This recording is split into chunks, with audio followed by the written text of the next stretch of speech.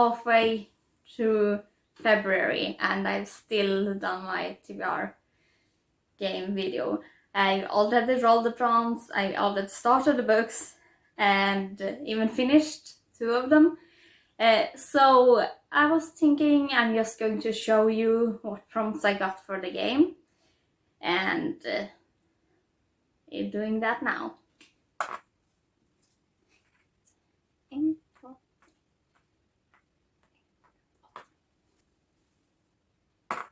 Fyra.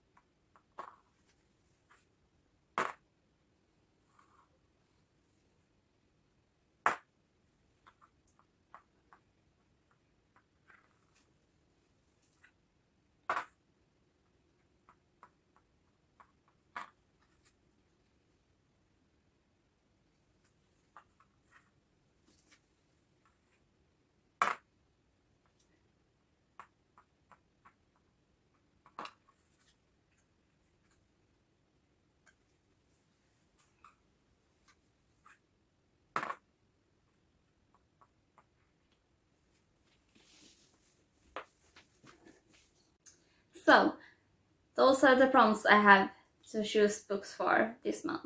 And last month I only finished 9 of the 20 books I had. So that means I get 11 punishment points. And total with the points I had before, that's 17. And since it's over 10, those 10 points goes into a punishment book. So I have to...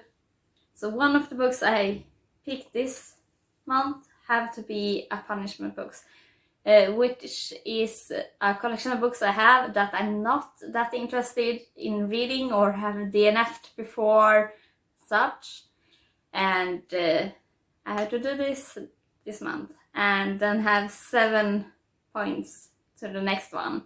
So I hopefully will be able to finish my TBR this month, so I don't have to read one next month as well. And for that book, I picked Shadow of the Minotaur by Alan Gibson, and this is about a boy that gets bullied a lot, and he gets very invested in the game his dad is developing, which is a reality, separate reality. It feels very real, and it's something mysterious up with this game, which is pretty obvious.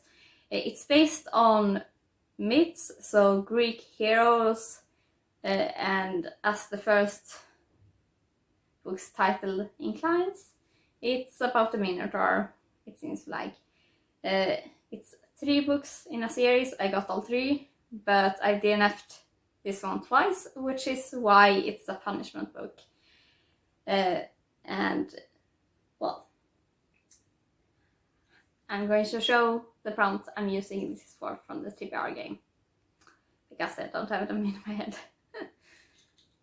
Then we have The Stolen Bicycle by Woong Min Gi, and it's for this prompt, and I borrowed this in my library for a while ago, but I had to return it without having to read it because I didn't have the time. So I'm happy to pick it up as a random read this month. It's a story about the author's hunt to find his dad's old bicycle that was stolen, and it's really fascinating. I did not think bicycles could be that interesting, but well, I got a bit into it, and It has already given me a whole new perspective on bicycles and all things related. The next one is The Great Adventures of Sherlock Holmes by Sir Arthur Conan Doyle.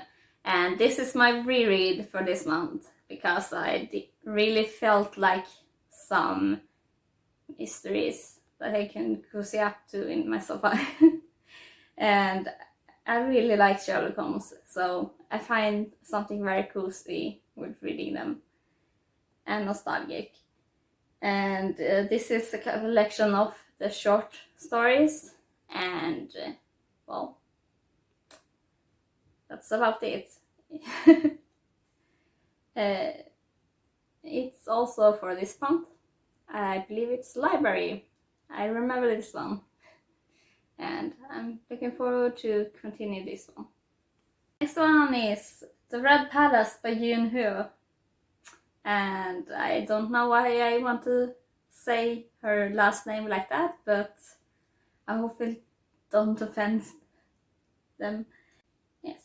And it's about a palace nurse, that an 18-year-old palace nurse that gets involved with a young police inspector while trying to solve some grisly murders. And it has a lot of political intrigue and such in it, and I'm really enjoying it. I also enjoy tabbing it. And well, I'm so stoked to find out how this one ends, and I will definitely find some of her other books and pick those up, because I believe I like her reading quite a lot actually. And it's from this month. Love it. Then I have Queen of Raiders by Sarah Kosloff, and this is for my digital TBR that I am trying to do every month. It's also for this month for my TBR game, and this is the second book in a series called The 9 Realms. The first book is The Hidden Queen, and I wasn't that connected with the main character in the first book, but I already had the second, and I did like the side characters quite a lot, as well as hated the villains. So I'm giving it another shot, and we'll see if I want to continue with this series after that. I'm not going to go into what it's about since it's a sequel, but I'm recommending looking up the first book if you want to know what it's about. And then I have Chinese Fairy Tales and Legends by various authors, and this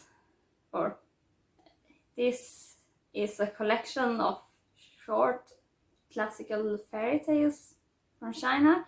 I've started it, and it's very summarized and not much detail, so it's more like an overview, and I do plan on looking up if there's other versions of these tales somewhere else and in more detail.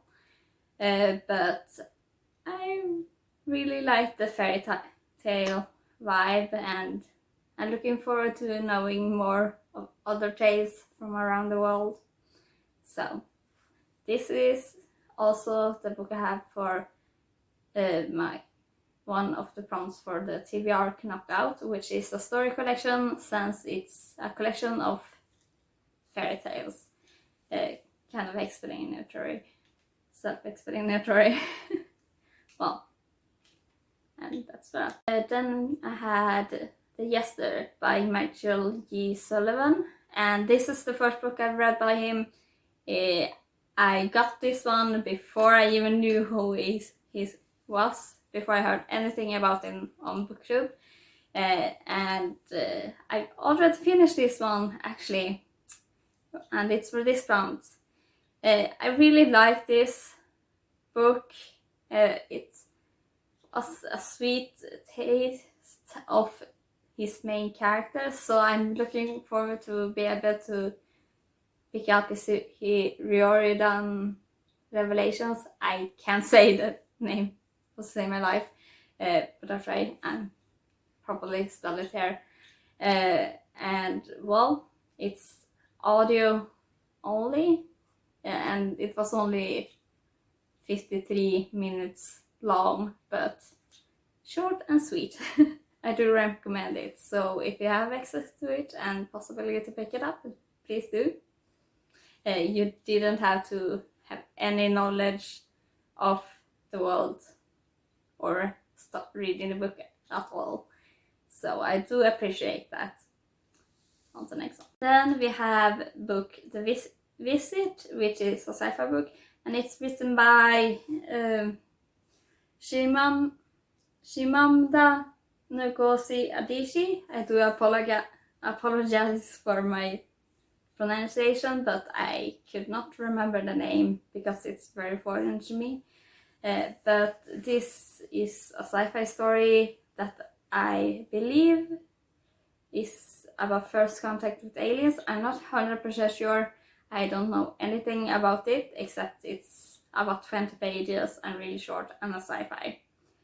And well, I was intrigued because I really like the covers, and I want to read more sci-fi, so why not try this small short sci-fi fic and see what in sci-fi interests me. And I do look forward to getting to it. And then I have this book, Snow Like Ashes, Bazaar Rush, for this month.